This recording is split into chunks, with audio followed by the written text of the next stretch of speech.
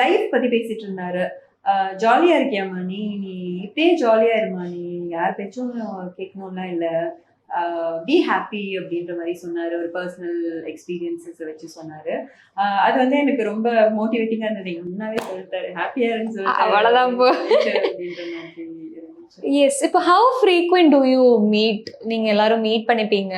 ஏன்னா இப்போ பாலிடிக்ஸ்ல வந்ததுக்கப்புறம் சான்ஸ் ரொம்ப பிஸியா இருக்காருல்ல மேம்.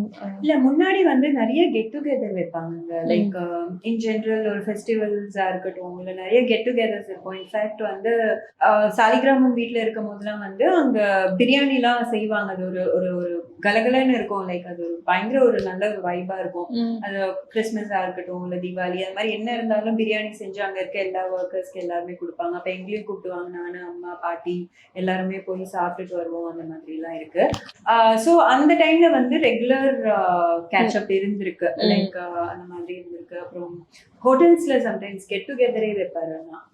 அண்ணாவே ஆர்கனைஸ் பண்ணி கெட் டுகெதர் வச்ச டைம்லாம் இருக்கு. சோ அந்த டைம்ல வந்து ரொம்ப ஜாலியா இருக்கும். என்ன ட்ரெஸ் பண்ணிட்டு போலாம், இது என்னெல்லாம் பண்ணலாம் அப்படின்னு சொல்லிட்டு இருக்கும்.